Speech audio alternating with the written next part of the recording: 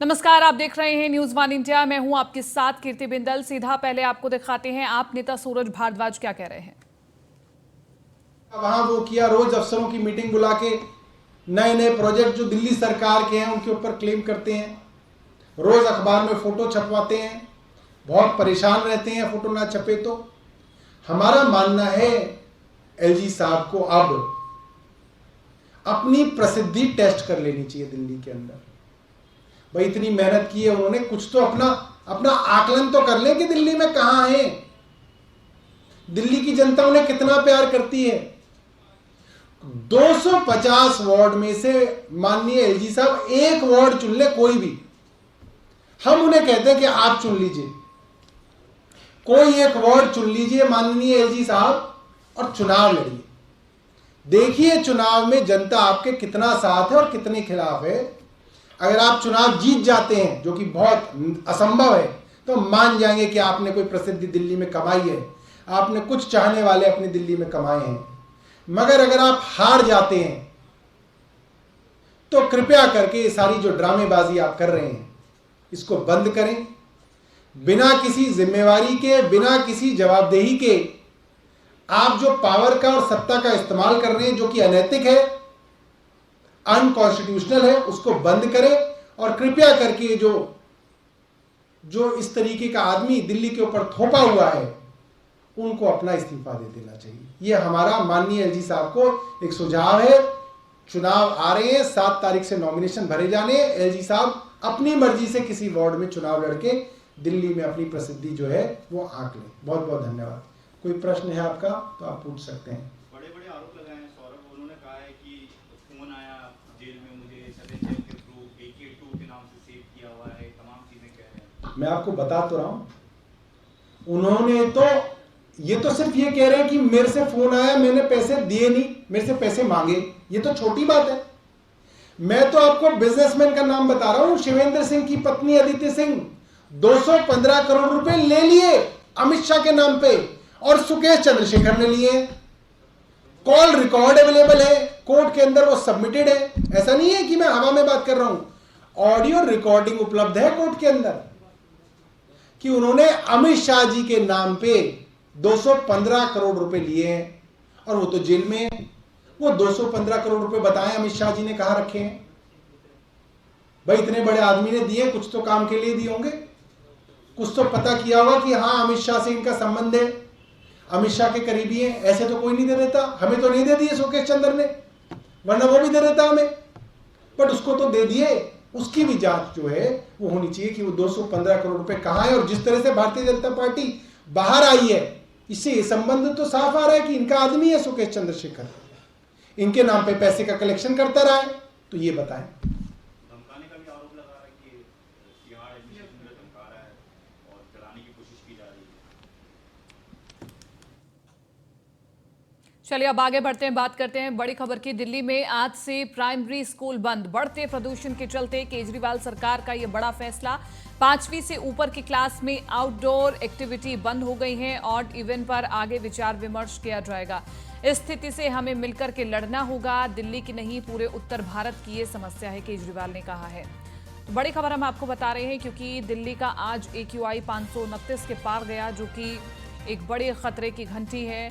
और ऐसे में जो तमाम बुजुर्ग हैं, महिलाएं हैं, बच्चे हैं, अस्थमाटिक मरीज हैं, उनके लिए ये पॉल्यूशन एक बड़ा खतरा साबित हो सकता है। केंद्र सरकार अब पीछे नहीं रह सकती। केंद्र सरकार को इसका नेतृत्व करना पड़ेगा। केंद्र सरकार को बिहार तक प्रॉब्लम है, राजस्थान तक प्रॉब्लम है। राजस्थान के भिवाड़ी जिले में आज सीवियर कैटेगरी का पॉल्यूशन है। बिहार के मोतिहारी, बेतिया, कटिहार में वेरी पुअर कैटेगरी का पोल्यूशन है। ये तो पंजाब की वजह से नहीं हो रहा ना। तो ये समस्या तो पूरे नॉर्दर्न इंडिया की समस्या है, जिसके लिए केंद्र सरकार को सामने आके प्रदूषणों के कारणों के ऊपर काम करना पड़ेगा। और जहां प्रदूषण है वहां पे जो स्टेप्स दिल्ली सरकार उठा रही है, ये स्टेप्स पूरे देश में उठाने की जरूरत है। जरूर जॉइंट मीटिंग होनी चाहिए, एक्सपर्ट से गाइडेंस होनी चाहिए, हम लोगों को भी गाइडेंस मिले एक्सपर्ट से, उन सब चीजों की जरूरत है। पर एक ही चीज है कि मतलब मैं देख रहा हूँ रोज अखबारों के अंदर केजरीवाल ने ये नहीं किया, केजरीवाल ने ये नहीं किया, केजरीवाल ने ये नहीं। अगर पीयूष ज्यादा जानकारी के साथ हमारे साथ फोन लाइन पर बने हुए हैं। पीयूष, आज दिल्ली का AQI 529 दर्ज किया गया है और ये एक बड़े खतरे की घंटे की निशानी है। ऐसे में दिल्ली सरकार की ओर से क्या कदम मुख्य तौर पर उठाए जा रहे हैं? एक तो प्राइमरी स्कूल कर दिए गए हैं, इसके अलावा और क्या?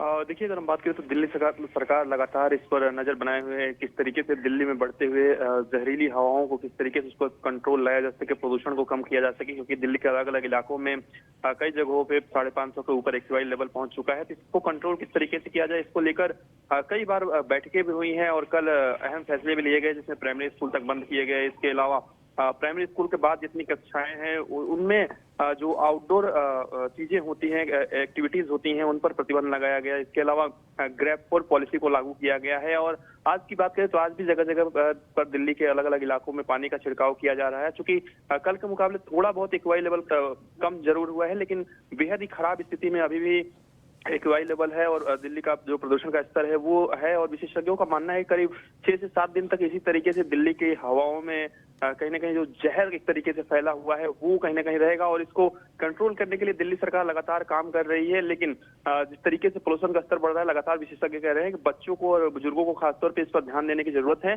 ज्यादा जरूरी हो तभी वो घरों से बाहर निकलने, और अगर वो निकलते भी हैं तो मास्क लगाकर निकले। तो इस हिसाब से अंदाजा लगाइए किस तरीके से पूरी दिल्ली एक तरीके से गैस चैम्बर में तब्दील हो चुकी है। और इससे निजात पाने के लिए दिल्ली वासियों को, दिल्ली सरकार को और केंद्र सरकार को काफी मशक्कत करनी पड़ रही है। हालांकि कल दिल्ली के मुख्यमंत्री अरविंद केजरीवाल ने जब प्रेस कॉन्फ्रेंस किया तो साफ तौर पे उन्होंने कहा कि ये सिर्फ दिल्ली की समस्या नहीं है, पंजाब की समस्या नहीं है, पूरे उत्तर भारत में इसी तरीके से पोल्यूशन का जो स्तर है वो बढ़ रहा है। लेकिन ज्यादातर जो जिक्र है वो दिल्ली और पंजाब का ही किया जा रहा है। उन्होंने कहा कि केंद्र सरकार को राज्यों के साथ समन्वय बनाकर काम करना होगा, ये ब्लेम गेम का समय नहीं है। तो निश्चित तौर पे राजनीतिक जो प्रतिक्रियाएं हैं प्रदूषण पर वो भी आ रही हैं, लेकिन पोल्यूशन को कंट्रोल किस तरीके से करना है इसको लेकर दिल्ली सरकार लगातार वरिष्ठ अधिकारियों के साथ बैठकें कर रही है। और निश्चित तौर पर किस तरीके से इसको कंट्रोल पाया जा सके, क्योंकि अगर आप देखेंगे तो दिल्ली की अगर बात करें तो धुंध इतना है कि काफी नजदीक तक दिखाई नहीं पड़ रहा है। सुबह की स्थिति ऐसी हो जाती है मानो एक कोहरे की तरह पूरा धुंध दिखाई देता है, पोल्यूशन दिखाई देता है। और इससे निजात पाने के लिए अलग अलग जगहों पर फॉगिंग मशीनें लगाई गई हैं, पानी का छिड़काव किया जा रहा है कि जल्द से जल्द पोल्यूशन पर कंट्रोल पाया जा सके। ठीक है, आप बने रहिए, आपसे आगे भी जानकारी लेंगे। और अब दिल्ली में प्रदूषण का मामला सुप्रीम कोर्ट तक पहुंच चुका है। 10 नवंबर को इस मामले पर सुनवाई होगी। बढ़ते प्रदूषण को लेकर दिल्ली में बेकाबू हालात हैं। बढ़ते प्रदूषण को लेकर सुप्रीम कोर्ट में याचिका लगाई गई है। बड़ी खबर आपको बता रहे हैं, 10 नवंबर को इस मामले में सुनवाई होगी और सुप्रीम कोर्ट अब इस मामले में हस्तक्षेप करेगा, याचिका पर सुनवाई करेगा। बढ़ते प्रदूषण को लेकर दिल्ली में बेकाबू हालात। पीयूष बने हुए ज्यादा जानकारी के साथ संवाददाता फोन लाइन पर। पीयूष, याचिकाकर्ता कौन है? और दूसरी बड़ी बात कि सुप्रीम कोर्ट में भी अब ये फैसला चला गया है, तो ये एक अलग प्रेशर होगा केजरीवाल सरकार के लिए।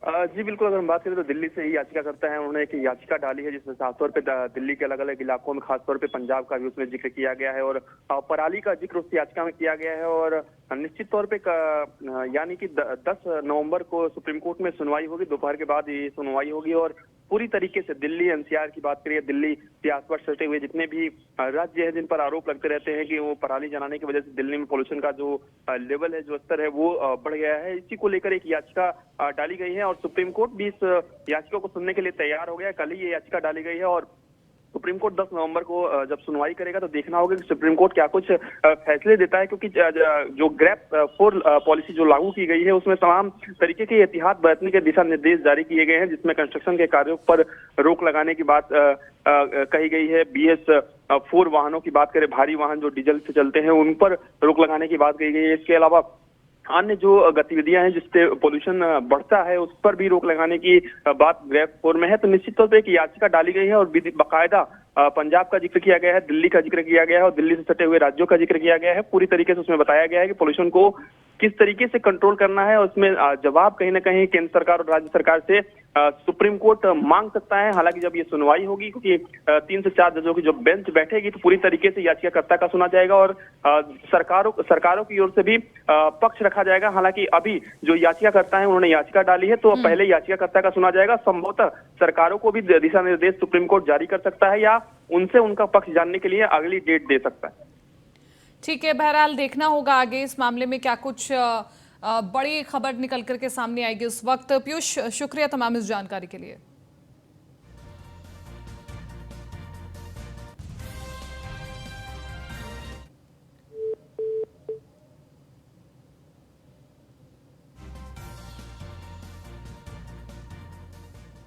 और दिल्ली से ही अगली बड़ी खबर, राष्ट्रीय मानवाधिकार आयोग ने कई राज्यों के मुख्य सचिव को नोटिस जारी किया है।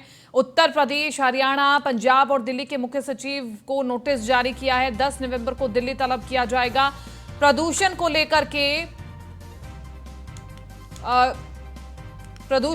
के किए जा रहे कार्यों का विवरण मांगा गया है। तो बड़ी खबर हम आपको बता रहे हैं, तमाम राज्यों के मुख्य सचिवों को नोटिस भेजा गया है। प्रदूषण को लेकर के किए जा रहे कार्यों का विवरण मांगा गया है। राष्ट्रीय मानवाधिकार आयोग, इन्होंने कई राज्यों के मुख्य सचिवों को नोटिस जारी किया है और ये इस वक्त पर बहुत जरूरी भी है। अगर आगे सिचुएशन को संभालना है और सिचुएशन और ज्यादा बुरी ना हो, उसके लिए न सिर्फ बात करनी होगी दिल्ली सरकार की, बल्कि हरियाणा, पंजाब, उत्तर प्रदेश, ये तमाम राज्य हैं जिनकी वजह से दिल्ली एनसीआर पर प्रेशर जरूर बनता है प्रदूषण का। तो इनके मुख्य सचिवों को नोटिस भेजा गया है और विवरण भी मांगा गया है।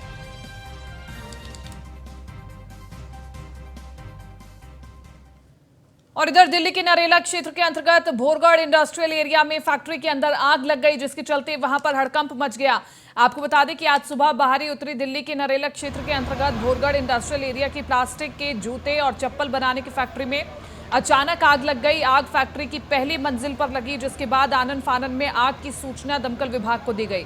दमकल की 20 गाड़ियां मौके पर पहुंची और आग पर काबू पाया गया। तस्वीरें आपको दिखा रहे हैं, धू-धू करके चलती ये फैक्ट्री से अंदाजा लगाया जा सकता है कि आग कितनी ज्यादा भयंकर थी। अफरा तफरी का माहौल बन गया था। जो लोग अंदर थे उन्हें पहले बाहर निकाला गया। जूते चप्पल से बनी फैक्ट्री में आग लग गई। आग लगने से हड़कंप मच गया। इस फैक्ट्री में जूते चप्पल बनाने का कार्य होता था और इसमें आग लग गई। मौके पर पहुंचे अग्निशमन कर्मचारियों ने आग पर काबू पाया। तो बड़ी खबर आपको बता रहे हैं, फायर ब्रिगेड ने बहरहाल आग पर काबू पा लिया है, लेकिन तस्वीरें भयावह हैं। आप देखिए कि हजारों की संख्या में लोग यहाँ पर काम करते हैं। बड़ी फैक्ट्री बताई जा रही है ये, और इस फैक्ट्री में मजदूरों के काम करते वक्त ये बड़ा हादसा हुआ, आग लग गई। नरेला दिल्ली से खबर हम आपको बता रहे हैं। नरेला इंडस्ट्रियल एरिया भी, वहाँ पर कई फैक्ट्रीज हैं। ऐसे में ये एक बहुत बड़ी खबर है।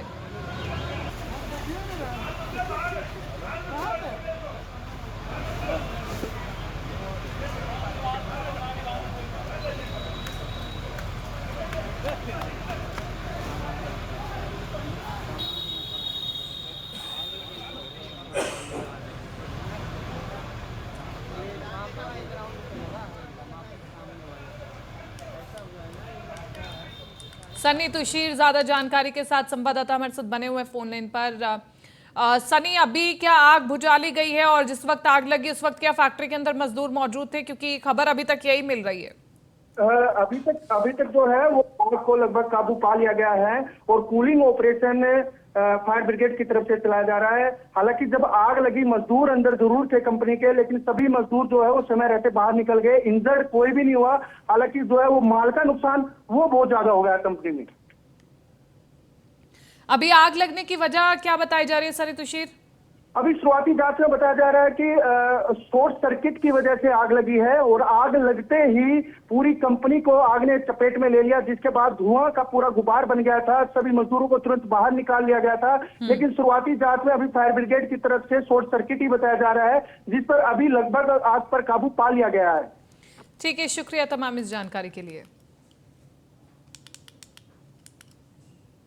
राजधानी दिल्ली में पासपोर्ट की अवधि समाप्त होने के बाद भी अवैध रूप से रहकर आपराधिक गतिविधियों में शामिल होने वाले विदेशी नागरिकों के खिलाफ द्वारका जिला पुलिस लगातार अभियान चला रही है और इसी अभियान के तहत बीते महीने में पुलिस ने करीब 30 विदेशी नागरिकों को डिपोर्ट किया। वहीं इस पूरे मामले पर जानकारी देते हुए द्वारका के डीसीपी एम हर्षवर्धन ने बताया कि जिला के anti narcotics cell Mohan Garden और उत्तम नगर थाना की टीम ने अक्टूबर महीने में अवैध रूप से रह रहे विदेशी नागरिकों के खिलाफ लगातार कार्रवाई कर उन विदेशी नागरिकों की पहचान की। इसके बाद उनके दस्तावेजों की जांच करके सबको डिपोर्ट करने में सफलता पाई है।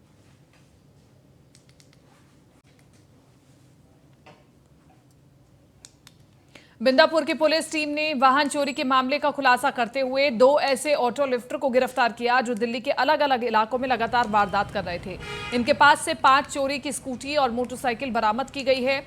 और वही इस पूरे मामले की जानकारी देते हुए डीसीपी एम हर्षवर्धन ने बताया कि गिरफ्तार किए गए ऑटो लिफ्टर की पहचान गगन उर्फ रॉबिन और कीर्तन राठौर उर्फ विक्की के रूप में हुई है। ये दोनों दिल्ली के उत्तम नगर और हरिद्वार के रहने वाले हैं।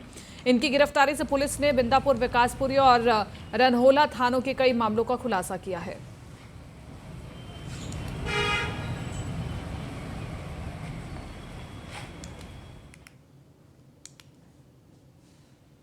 देश की राजधानी दिल्ली की ज्यादातर सड़कें विश्व स्तरीय हैं और लगातार उनका रखरखाव भी किया जाता है और उसके दम पर दिल्ली में विकास के दावे भी किए जाते हैं। लेकिन वही दिल्ली देहात की कई सड़कों के हालात ऐसे हैं जिसे देखकर दिल्ली के विकास के दावों की सारी पोल खुल जाती है। वही सड़क की समस्या को लेकर जय विहार, दास गार्डन समेत कई कॉलोनियों को बपरौला गांव से जोड़ने वाली मुख्य सड़क को लेकर लोग सड़क पर पुतला फूंककर अपना गुस्सा जाहिर कर रहे हैं।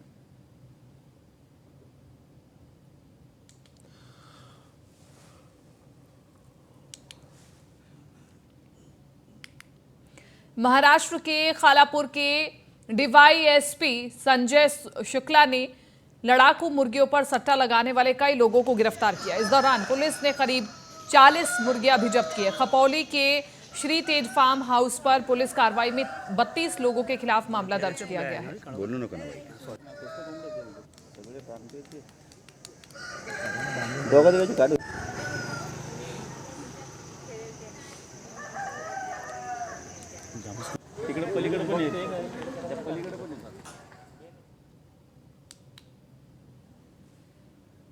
महाराष्ट्र के अकोला जिले के गांधीग्राम पुल के ढहने के कारण पुल को बंद कर दिया गया है और सरकार द्वारा पिछले 15 दिनों से कोई तैनाती नहीं की गई है। गांव के एक प्रमुख नागरिक रमेश वानखेड़े ने इस सड़क की मरम्मत करना शुरू कर दिया है। रमेश वानखेड़े ने बताया कि अगले 2 दिनों में काम पूरा करने की उनकी कोशिश रहेगी।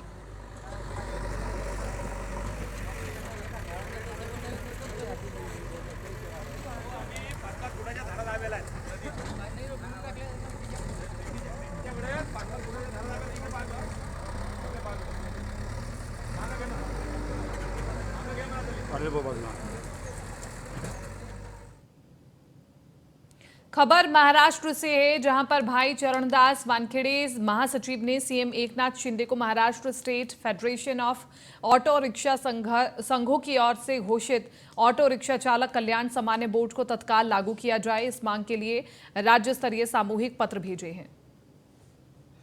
नागपूर जिल्हा ऑटो चालक मालक महासंघ जिंदाबाद। चालक कल्याणकारी महामंडळाची अंमलबजावणी झालीच पाहिजे। हमारी मांग यांसाठी कल्याणकारी महामंडळाची घोषणेची अंमलबजावणी झालीच पाहिजे। बिहार के सहरसा पहुंचे उप मुख्यमंत्री तेजस्वी यादव, जिसके बाद कार्यकर्ताओं द्वारा उनका जोरदार स्वागत किया गया। आपको बता दें कि मेहशी में आयोजित 3 दिवसीय उग्रतारा सांस्कृतिक महोत्सव के कार्यक्रम का उन्होंने शुभारंभ किया। इस दौरान तेजस्वी यादव ने कहा कि कोसी से हमारा पुराना रिश्ता है, कोसी की समस्या हमारी समस्या है और कोसी की समस्या को जल्द दूर किया जाएगा। कोसी के लोगों ने जो भी मांगे रखी हैं वो सभी मांगे जल्द पूरी होंगी। इस दौरान उन्होंने बताया कि हमारी सरकार काम करने वाली सरकार है, जल्द ही कोसी वासियों को एक नई सौगात मिलेगी, थोड़ा इंतजार कीजिए।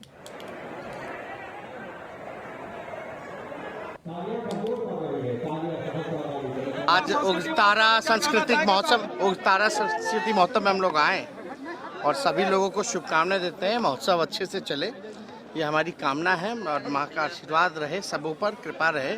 सब लोग जो है सबों की ज़िंदगी में खुशहाली आए और ये कोसी का इलाका है, और काफ़ी पिछड़ा इलाका है। हमारी जो नई सरकार नीतीश कुमार जी के नेतृत्व में महागठबंधन की सरकार बनी है, हर एक चीज़ों को देख रही है। पढ़ाई हो, दवाई हो, कमाई हो, सिंचाई हो, सुनवाई हो या कार्रवाई हो। ये के लोगों को क्या दिया गया है? कोसी के लोगों को खास तौर पे सभी जिलों में, बाकी आगे काम होगा। अभी तो पीपा पुल का हमने ऐलान किया है। पीपा पुल जो है जल्दी ही इसका जो है निर्माण कर लिया जाएगा। वाटर लॉगिंग की जो समस्या है, इस चीज़ों पर भी हम लोग निदान करने का प्रारंभ करेंगे। बिहार के सहरसा में डीएमजी कृष्णैया हत्याकांड मामले में 15 सालों से जेल में बंद पूर्व सांसद आनंद मोहन 15 दिनों के लिए पैरोल पर जेल से बाहर निकले। इस दौरान जेल के बाहर निकलने के बाद समर्थकों ने स्वागत किया। आपको बता दें कि अपनी बेटी की एंगेजमेंट के चलते पैरोल पर बाहर निकले हैं। जेल से बाहर निकलने के बाद आनंद मोहन ने बताया कि शुभचिंतकों का प्यार और समर्थन के कारण आनंद मोहन है। एक एक समर्थकों से मुलाकात करेंगे। वहीं जेल से निकलने के बाद पूर्व सांसद आनंद मोहन गंगाजाल स्थित अपने आवास के लिए रवाना हो गए हैं।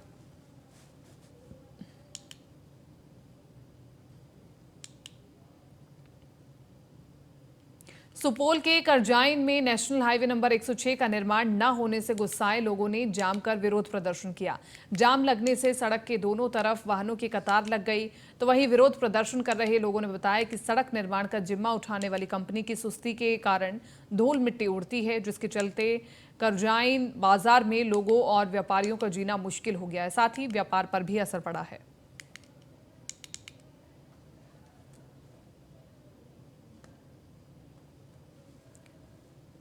छातापुर प्रखंड में व्यापार मंडल और मत्स्यजीवी सहयोग समिति का चुनाव शांतिपूर्ण माहौल में संपन्न हुआ। इस दौरान मतदाताओं में काफी उत्साह देखा गया। वहीं शांतिपूर्ण माहौल में चुनाव करवाने के लिए पुलिस प्रशासन काफी मुस्तैद दिखे। वहीं व्यापार मंडल के अध्यक्ष के रूप में लगातार तीसरी बार गौरीशंकर भगत ने जीत हासिल की और मत्स्यजीवी सहयोग समिति के मंत्री पद पर रमेश कुमार मुखिया ने जीत हासिल की। बीडीओ रितेश कुमार सिंह ने बताया कि छातापुर प्रखंड कार्यालय परिसर स्थित टीपीसी भवन एवं मनरेगा कार्यालय परिसर में मतदान केंद्र बनाया गया था और एवं शांतिपूर्ण माहौल में मतदान एवं मतगणना करवाने के लिए तैयारियां पूरी कर ली गई थी। 4:30 बजे के पश्चात तत्काल मतगणना कार्य प्रारंभ किया गया और शांतिपूर्ण तरीके से मतगणना संपन्न हुआ। व्यापार मंडल में गौरी कुमार भगत वहाँ से विजयी हुए और मत्स्यजीवी में रमेश कुमार मुखिया वहाँ से विजयी हुए और मतगणना हम लोगों का शांतिपूर्ण तरीके से संपन्न हुआ। प्रशासन की व्यवस्था बढ़िया था। पंजाब के अमृतसर में हथियारबंद पुलिसकर्मियों की मौजूदगी में शिवसेना नेता सुधीर सूरी की सरेआम गोली मार करके हत्या कर दी गई। हमलावर ने उन्हें उस वक्त गोली मारी जब वो शहर के सबसे व्यस्त स्थानों में से एक मजीठा रोड पर गोपाल मंदिर के बाहर धरने पर बैठे थे। सूरी और उनके समर्थक हिंदू देवी देवताओं की खंडित मूर्तियों की बेअदबी के खिलाफ विरोध जता रहे थे। जानकारी के मुताबिक गोली मारने वालों को गिरफ्तार कर लिया गया है। फिलहाल हत्या के कारणों का खुलासा अभी तक नहीं हो पाया है।